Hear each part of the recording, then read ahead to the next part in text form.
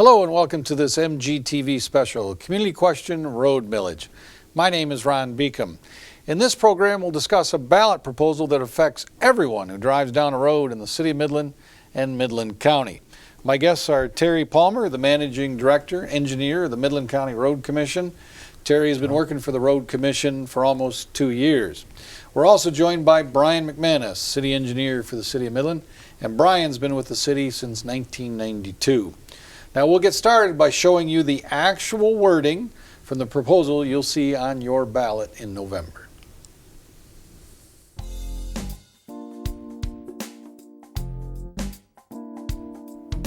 (2016) Road Millage. Shall the County of Midland, Michigan, hereafter County, renew the previously voted increase in the limitation on the total amount of general ad valorem taxes, which may be imposed for all purposes upon all taxable real and personal property in Midland County, as provided in Article 9, Section 6 of the Michigan Constitution of 1963, as amended, which last resulted in a levy of 1.0 mil, $1 per $1,000 of taxable valuation of such property as finally equalized for a levy up to 1 mil of taxable valuation in 2017 through 2020. Both inclusive, apportioned according to the statutory formula found into Act 133, Public Acts of Michigan, 1968, for the purpose of continuing construction, maintaining, repairing, and improving highway, road, street, and bridge systems in the county, including the cities of Midland and Coleman and the village of Sanford, which, if fully levied, is estimated to raise $3,441,710 in the first year.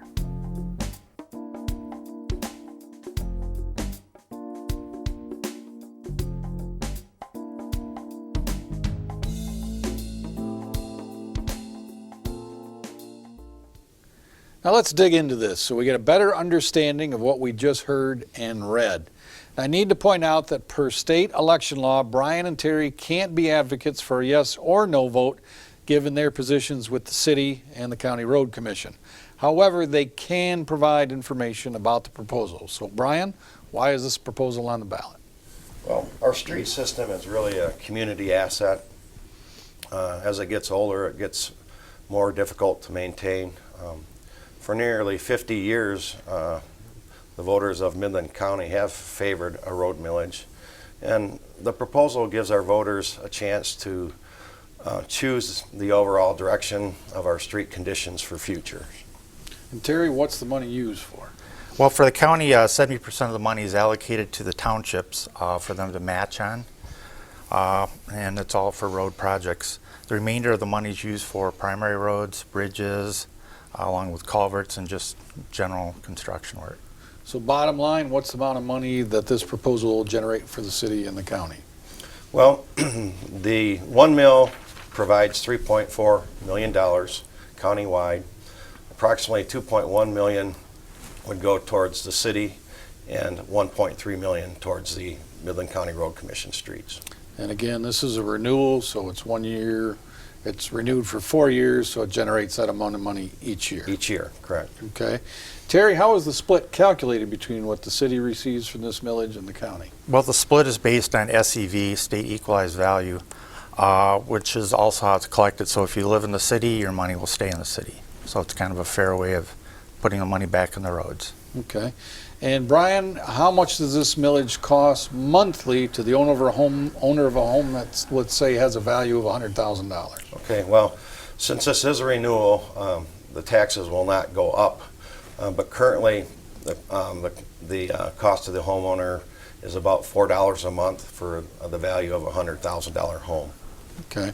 You can do a lot with that $4 figure compared to other things you spend in your daily life. I suppose you could, yes. Right. So. Now let's talk about our road systems in the city and county. And Brian, how many miles of roads are there in the city and what types of roads are there? Well, we have 250 miles of roads approximately. We break them down into our major streets, which are generally the bigger streets in town that you travel on. For Saginaw roads, okay. Jefferson Road, and so on.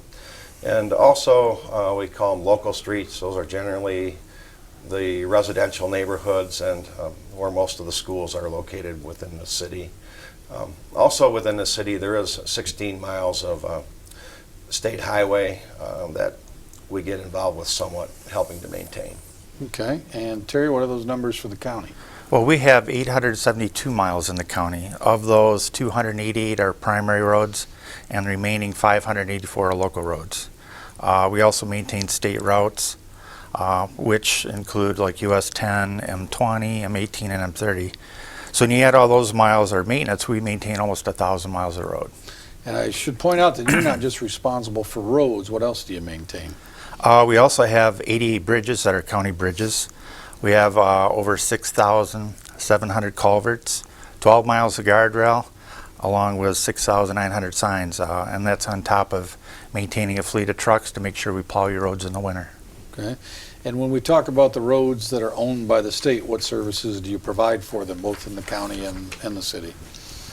Well, the number one item we provide is snow plowing. But we also mow along the roads. We grade gravel shoulders. We do pothole repair, signs, guardrails, culverts. I mean, you name it. We're working along the state highways.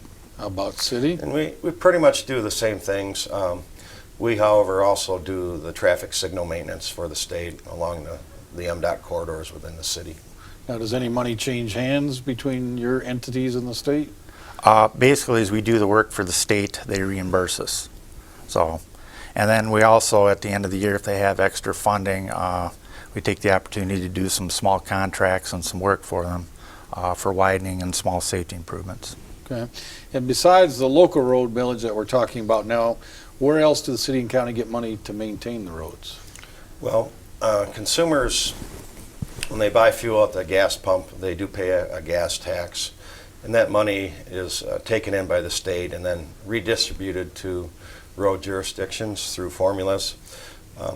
For the city, this money is generally used for our local snow plowing, pothole repair, and guardrail maintenance. So by the time that's used up for the operational aspects of our system, there's really none left over to do this major construction work that the road millage provides for. Are there any other places you get money to work on our roads? Basically, we also get federal grants. There's safety grants along with just regular allocated federal funds for projects. And those make up a few of our major projects that we have. Okay. And if approved, this renewal is approved, how will you use the money asked for in the ballot proposal? Well, our millage funds would be directly targeted towards our most important needs. And these are the projects that we really need to get done to keep our deterioration curve, so to speak, from an overall decline of the system's conditions. And we target the money, as I said before, mainly for the townships. Basically 70% is targeted for them to match. And then we also use the funds for working on bridges, primary roads, guardrails, and all those sorts of items too. So given the volume of roads, bridges, culverts that you have to keep track of, what's your process to determine which roads get some attention, and then how do you set the priorities? And Brian, I'll go to you first. Yeah, okay, well, I need to start out maybe with a little bit of the evaluations that we do. We have a crew that looks at all of our 250 miles on a 3-year cycle. So approximately 80 miles per year gets reviewed. And then we take that data and we actually have a computerized software program that helps set goals on a life cycle analysis. It's a forecasting system that's used, and when you're maintaining a road system, you need to hit all 3 levels. We've talked about the good, the fair, and the poor. You need to repair some in each category. If you waited and only did the poor streets, the goods and fairs would decline rather quickly. So a balanced approach of hitting all 3 areas is the way that we proceed on our system. How about the county's approach? And we have a similar process very similar to the city. We use RoadSoft for our computer software. We review every mile of primary road every year, and the local roads are every other year. And basically we do the same thing. We evaluate what's the appropriate fix for a good road, fair road, or a poor road. You do need a mix of fixes in order to keep the network in fair condition. So what's the state of our roads in the city and the county? Well, we have a good system in Midland. It's not a great system, but we've done preventative maintenance on our system for over 30 years now, and it really has extended the life. Those are the treatments that are maybe sometimes not too popular. They involve the stones and the coating on the top, but those repairs really do give you a big lift to your system when you do them. They extend the life of the good and the fair streets further on, allow you to come back and do some of the major construction on some of the poorer conditioned streets. And Terry? And I think we had some pictures of road Yeah. condition too at the same time. Well, you both have mentioned the different criteria, good, fair, and poor, so let's take a look at that, of example of a good road, and I'll let you Okay. break that down a little bit. And our primary network is at about 28% poor right now, and we have set a goal of 20%. And as you can see from this picture, that would be considered a good road. Basically, you see almost no cracking. It was surfaced within the last few years. Pretty easy to say it's a good road. Okay, fair? For a fair road, sometimes it's a little hard to tell the difference. If you look close at that one, you can see cracking in the wheel tracks. In the right lane there, yeah. And when you start to see that, you're having some base problems. So that knocks it automatically down into the fair category. And as that one, you can tell, is still in really good shape. It'd be time now to get out there and do a crack seal, Okay. just to keep it in good and fair condition. And back to the other, our local roads are at 48% poor, and we set a goal for 40%. So that's part of our network. There's a poor road. And there is a poor road. As you can see there, I mean, there's no doubt it's poor. There's some alligator cracking. There's pretty much every distress you want to find in a road you see there. Lots of pothole patching to go with it too. And just to talk about it for a moment, that, you know, a normal road, let's say a primary road, how thick is it actually, the whole infrastructure? Well, in the city, we have, if you were to dig below the top surface and look down, we try to start out with about 12 inches of sand, and that helps drain the base of the roadway. Then about 8 inches of good structural gravel on top of that. Then anywhere from 3 to 5 inches of asphalt pavement on top of that. So add all those up, and you're got a nice structural system. It's similar to out in the county or a little different? Well, it's a little different. For a county primary road, it kind of depends on where you are. Like Meridian Road or Eastman of the high volume, we're going to have 5 to 7 inches of asphalt, 6 inches of gravel. And a lot of our roads don't have any sand underneath them, so it's whatever natural soil is there. When you get down to a lower volume primary, it's more likely to have just 3 inches of asphalt on it, on top of gravel. So then when you get into the repair and maintenance of the roads, or sometimes you're just doing things at the surface level, and then sometimes you essentially blow the road up and start over. Is that fair to say? And those repair alternatives that you would use pretty much follow the good, fair, and poor categories that you've talked about. On a good street, it's a surface treatment to extend the life. On a fair, we call it mill and fill. We might take off an inch of asphalt and put on a new inch of asphalt. Then in the poor categories, you're digging down to that sand base, essentially, maybe doing some drainage work, improving from there on up through the gravel and the asphalt layers. And I'll go astray for a minute. I know none of these projects are going on right now in our local area, but say when we go down I-75 and you're moved over into the other traffic because you see them completely redoing a road, I mean, how big are those infrastructures? Similar to a city street or even a greater depth? I'll let Terry answer that since he worked for MDOT. Obviously, there's a lot more base underneath the freeway. Typically, there's going to be 12 to 15 inches of concrete with gravel and sand, and subgrade soil has to be checked too. So there's quite a difference. Big projects. Right, big projects, and then maintaining traffic also cost a lot. And they do use concrete a lot compared to, we generally stick with asphalt, but the highway department does use quite a bit of concrete. Okay. 2 years ago, the voters approved a $1 million increase in the road millage, and that was a 4-year proposal. That'll be back in the ballot in 2 years. Can you give me some examples of how that money's been used, Terry? Sure. We were very fortunate that it came to be last year. We had 2 culverts on West River Road fail, and because the funding was there, we were able to go in right away and replace it with a small structure. And the structure we used actually was 18 days of construction closure for that 20-mile detour, versus the year before when we did a bridge, it was 18 weeks of construction. So it really helped out the residents on that side of Sanford Lake and kept the construction short. So. And I know a couple of people who live over there. It's a big deal when that happens. That was a very long detour. So. And Brian, in the city?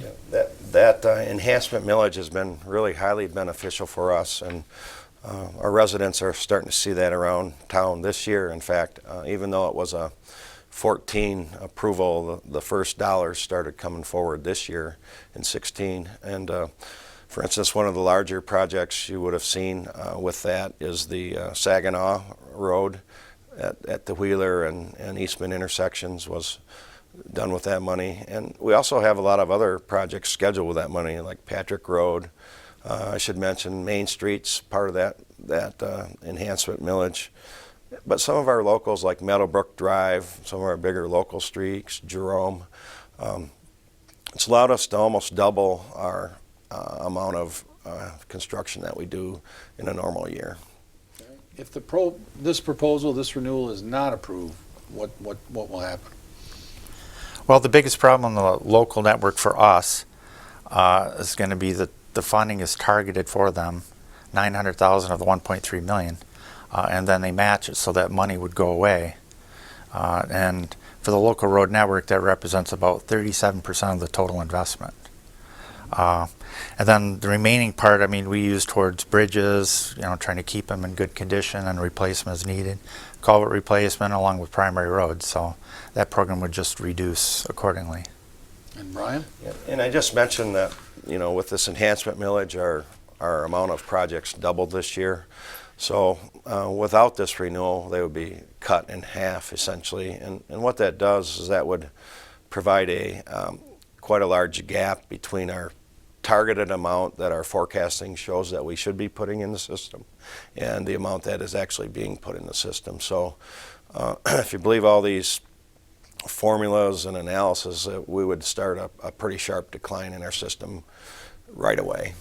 Okay. Are there any other thoughts the two of you would like to share with our viewers about this ballot proposal? Terry? Well, we're also looking for new innovations and always looking for a different way, more efficient way to spend the money, how to stretch it farther. And we have done a few of those things this year. We did use some paving fabrics on a couple jobs where the idea is that it's going to make the pavement last longer. We also used an ultra-thin overlay, basically putting down a little less asphalt, so it spreads the money a little farther, and the life is expected to be the same. We are having a big problem with metal culverts, so we're switching to do as many plastic culverts as we can, so they won't rust out in 20 years. And the last innovation, we're doing a different type of bridge, and this bridge is basically 20 to 60% less than a conventional, and like West River showed everyone, it's a lot faster to build, so less disruption for the public. Brian, your thoughts? Well, Terry and I are both roadway managers, and I guess we'd like to think that we have a good understanding of our system and its conditions and so on.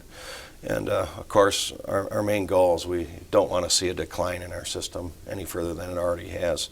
So we really are asking voters to take a look around, decide how important this proposal is to them, and vote thoughtfully as they have done for nearly 50 years. All right. Well, thank you, Brian McManus and Terry Palmer, for appearing on our program. I'll now remind voters that this proposal will be on the Tuesday, November 8th general election ballot. Polls will be open that day from 7 a.m. to 8 p.m. For information on how to vote absentee, contact the city clerk or your township clerk's office, or look at the city and county's websites. You can see those addresses in the credits for this show. My name is Ron Beacom. Thanks for watching this MCTV special Community Question Road Millage.